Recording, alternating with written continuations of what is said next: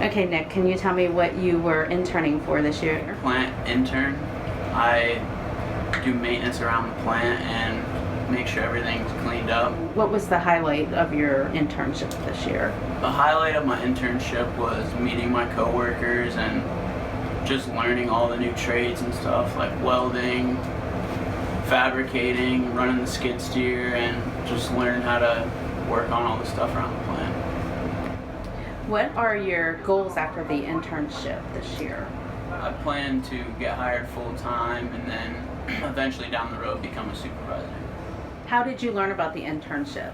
My dad is an employee of IA and he told me about it, and then I was interested, so he talked to Todd, who got me in here. What would you say you've learned during your internship? I learned how to run the skid steer and just how all the plant works, all the different materials we use, and all the different kinds of blacktop. Basically just learned how the whole thing goes. Okay. And what have you thought about IA? I like it a lot.